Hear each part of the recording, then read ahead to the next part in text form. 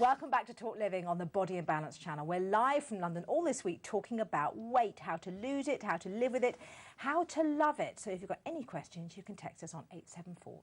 Now you can also visit our website, bodyandbalance.tv, where you'll find a whole host of useful information. But right now we're going to be talking to Dr. Nicole Gehl about eating disorders. Now, we were just talking about it in the break, actually, because I was trying I wanted to talk about if you have a member of your family, particularly a vulnerable teenager, who you are concerned their eating has become a little odd, and you want to try and halt it before it becomes a full-blown eating disorder. And what I was saying to the doctor here was that when I was a teenager, I was kind of, a bit chunky, went on the first diet, really successful, lost loads of weight, and everybody said to me, "You look fantastic." And I was counting calories, when I was 1,000 calories a day and no more, to try and maintain my weight at that level. But it's very difficult to maintain, to just eat 1,000 calories a day. Whether it's healthy is another matter.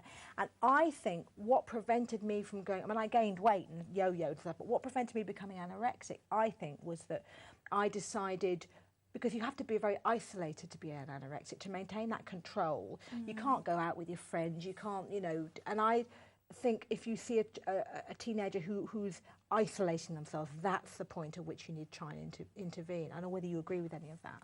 I think it can be symptomatic, isolation, but other times peers can be, as you were saying before, you lost a lot of weight, you got a lot of attention, a lot of compliments, and a lot of times it can be socially reinforced as well.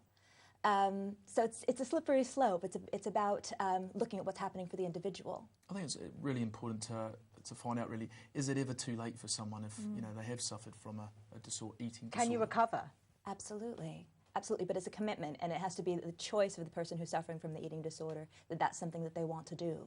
And will they always have a sort of propensity to go back to that behaviour if they're in a situation that's a stressful one, for example? There's conflicting reports. It is essentially a coping mechanism, and part of treatment is about replacing that coping mechanism with other more functional, more sustainable different ones. Do you find stress as one of the major contributors to trigger off an eating disorder? Eating disorder and many addictions, really. Alcoholism, drug addiction. Yeah. Because isn't it right that some people, when they restrict food, they actually cause the release of endorphins in their brain, so it gives them a kind of very slight high, that kind of extreme hunger. So in the way, that would be a way to kind of deaden whatever emotional pain they're feeling, in the same way that an alcoholic might have a drink, or in another way, an overeater might have a large amount of sugar. They get all of this to kind of deaden uncomfortable feelings.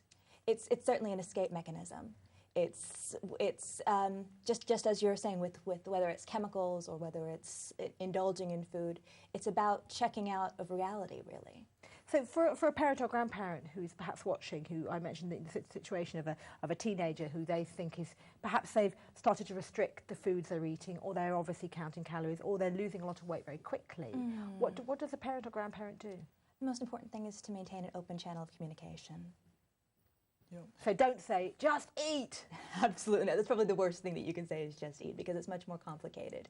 It's an emotional disease, it's physical, it's spiritual. And to say just eat can be quite maddening to someone who is suffering from an eating disorder. So if they don't have the family support, there's obviously facilities, places out there which people can go and obviously talk to people like yourself about their eating disorder and to obviously help them get over it. Would your GP be the first route of call, do you think? Definitely.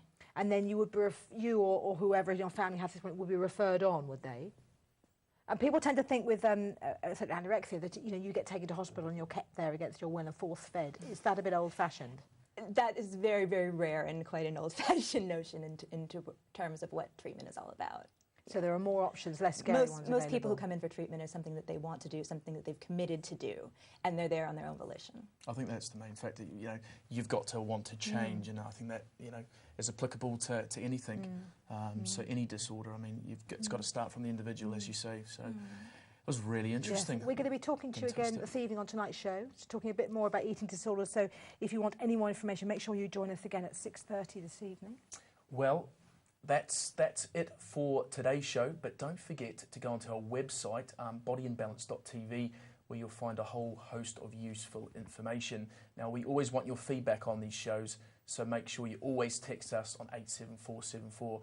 Now, we'll be back this evening on the Body and Balance channel at 6:30, So, we'll See you then.